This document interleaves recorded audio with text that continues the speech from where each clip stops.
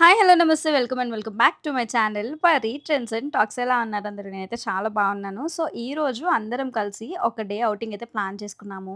ఇలా ఫ్యామిలీ అంతా బయటికి వెళ్లి చాలా రోజులయిపోయింది. మా పెళ్లి పెద్ద గూడా వచ్చేసారు కాబట్టి, ఒక ఫ్యామిలీ ఔటింగ్‌కి వెళ్దామని అయితే అనుకున్నాము. సో, ఫస్ట్ అయితే సీఎంఆర్ సెంట్రల్‌కయితే వెళ్ళాము. అద్దంతో ముచ్చట్లు ఛానల్ స్టార్ట్ చేసిన తర్వాత ఫుల్‌గా బిజీ స్కెడ్యూల్స్ అయిపోయాయి. సో, అందరం కలిసి బయటకొచ్చి చాలా డేస్ అయిపోయింది. సో, అందరం కలిసి మంచిగా టైమ్ స్పెండ్ చేద్దాము అని ఒక ఔటింగ్ ప్లాన్ చేసుకున్నాము. బయటికి వెళ్ళాలి అని అనుకున్నాం కానీ, ఎక్కడికి వెళ్ళాలి, ఏం చేయాలి అని మాత్రం ఏ ప్రిపరేషన్ లేదు. ఫస్ట్ ఇలా అనుకోకుండా సీఎంఆర్ సెంట్రల్‌కయితే వచ్చేసాము. మీరు జనరల్‌గా సెంట్రల్‌కనే కాదు, నార్మల్‌గా మాల్స్‌కి వెళ్తూ ఉంటారు కదా! ఎందుకు వెళ్తారు? అంటే కొంతమంది గేమ్స్ ఆడుకోవడానికి వెళ్తారు. కొంతమంది యాక్సెసరీస్ చూడడానికి, కొంతమంది షాపింగ్‌కి వెళ్తారు కదా!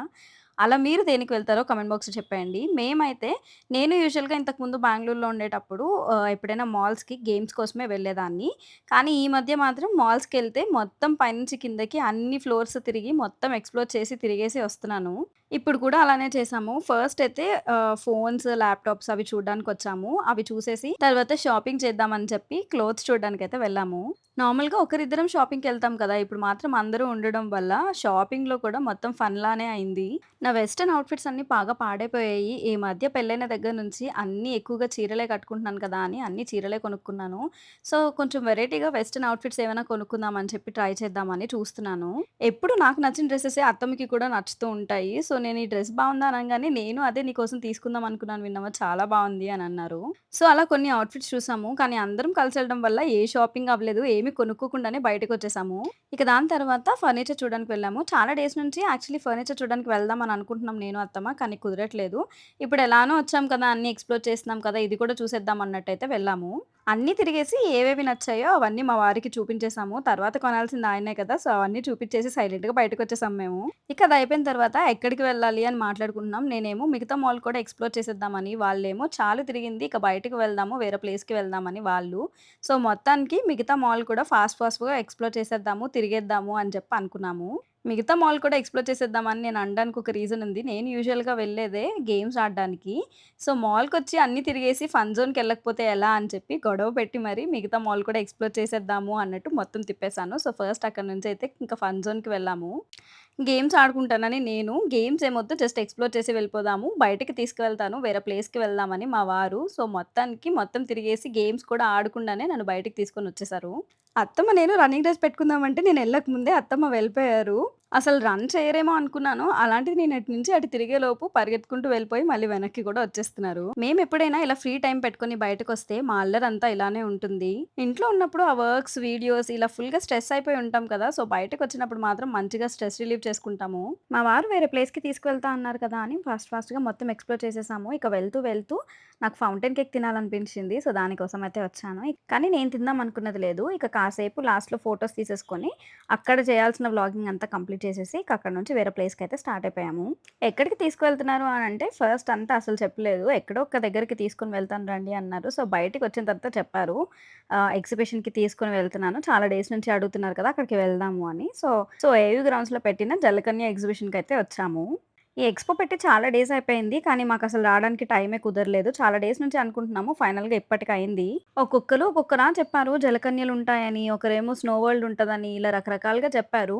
ఇంతకీ లోపల ఏముందో మనమే వెళ్లి చూసేద్దాం అన్నట్టు వచ్చాము. బయట నుంచి సెట్ అయితే చాలా వేశారు.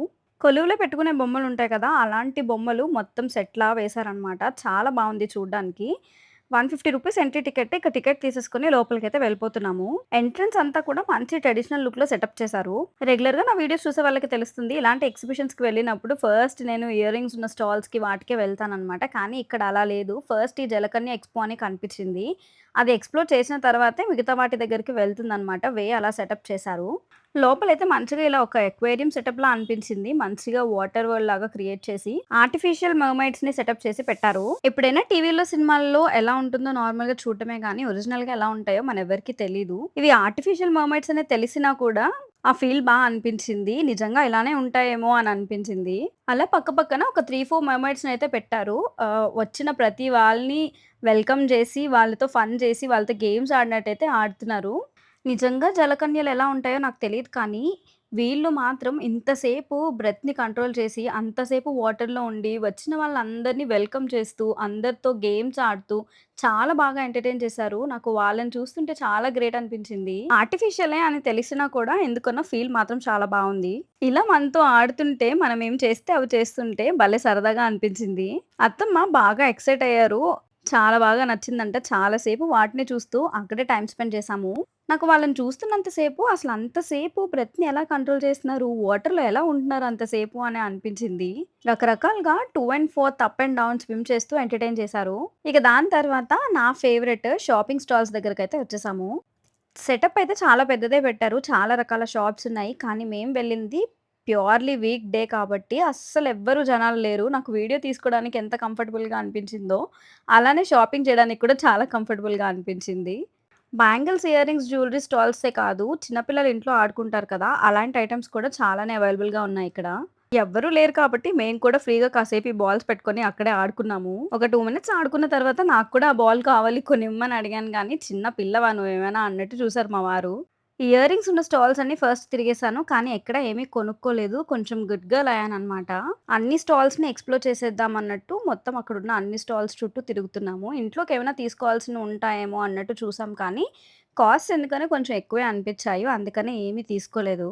జస్ట్ అలా తిరిగేసి ఏమేమున్నాయో చూసేసామంతే. శాండిల్స్ కలెక్షన్ కూడా బాగా పెట్టారు. నాకు బా నచ్చింది. ఇక దాని తర్వాత అక్కడి నుంచి గేమ్స్ ఆడుకోవడానికైతే వెళ్ళిపోయాము. బయట ఆడే గేమ్స్ కంటే ఇలాంటి ఎగ్జిబిషన్స్‌లో చిన్న చిన్న గేమ్స్ భలే సరదాగా ఉంటాయి. దానివల్ల ఏమి రాదు, ఏం గెలవమని తెలిసినా కూడా ఆడాలనిపిస్తది నాకైతే.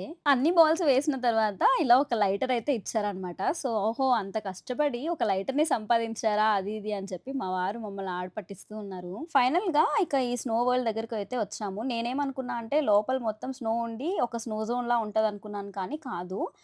కాశ్మీర్ ఎలా ఉంటది అన్నట్టు ఒక సెటప్ లాగా సెట్ చేసి పెట్టారు లోపలంతా. నిజంగా ఇలా ఉంటదో లేదో నాకు తెలీదు కానీ, నాకు మాత్రం ఈ ఆర్టిఫిషియల్ సెటప్ చాలా బాగా నచ్చింది. నేను, అత్తమ్మ చాలా ఎక్సైట్ అయ్యాము. నిజంగానే ఇలా ఉంటదేమో ఒకసారి వెళ్ళొస్తే బావున్ను అని కూడా అనిపించింది. ఎక్కువ విజిటర్స్ లేరు కాబట్టి మొత్తం మేమే అన్నట్టు ఎంజాయ్ చేశాము. కాసేపు వ్లాగ్ చేస్తున్నామన్న సంగతిని మర్చిపోయి ఇష్టాసారంగా ఆడుకున్నాము. చుట్టూ ఒక బ్యాక్‌డ్రాప్ లాంటిది వేశారు. మధ్యలో మాత్రం అక్కడుండే హౌసెస్‌ని, కొన్ని ట్రీస్‌ని, కొంత స్నోని అలా నీట్‌గా సెటప్ చేసి ఆ కాశ్మీర్ ఫీల్‌ని తీసుకొనొచ్చారు. వ్యూ అయితే చాలా బావుంది చూడ్డానికి. ఆర్టిఫిషియల్‌గా సెటప్ చేసినట్టే అనిపించలేదు. కాసేపు వీడియో సంగతి మర్చిపోయి కొంతసేపు ఫోటో షూట్ చేసుకున్నాము. మొత్తం ఎగ్జిబిషన్ అంతట్లోని అక్కడే ఎక్కువ సేపు టైమ్ స్పెండ్ చేశాము. ఇక్కడక్కడ కొన్ని ఫోటోస్ తీసేసుకొని అక్కడి నుంచి బయటకొచ్చేసి ఫుడ్ స్టాల్స్ దగ్గరకైతే వెళ్ళాము. ఎగ్జిబిషన్స్‌కి వెళ్ళినప్పుడు ఇలా పాపడ్ తినకపోతే ఆ ఎగ్జిబిషన్ కంప్లీట్ అయినట్టే అనిపించదు నాకైతే. ఇక ఆ పాపడ్‌తో పాటు ఒక పొటాటో స్నాక్ కూడా తీసుకున్నాను. ఎగ్జిబిషన్ అంతా ఎక్స్‌ప్లోర్ చేసేసి ఫైనల్‌గా ఇక్కడ ఈ స్నాక్స్ అయితే తినేసి మా ఔటింగ్‌ని కంప్లీట్ చేశాము. సో, ఇలా మా ఔటింగ్‌ని మేము చాలా బాగా ఎంజాయ్ చేశాము. చాలా మంచి టైమ్ స్పెండ్ చేశాము. మీకు కూడా వీడియో నచ్చిందని అనుకుంటున్నాను. వీడియో నచ్చితే లైక్ చేసి మా ఛానెల్‌ని సబ్స్క్రైబ్ చేసుకోండి. బై. Take care.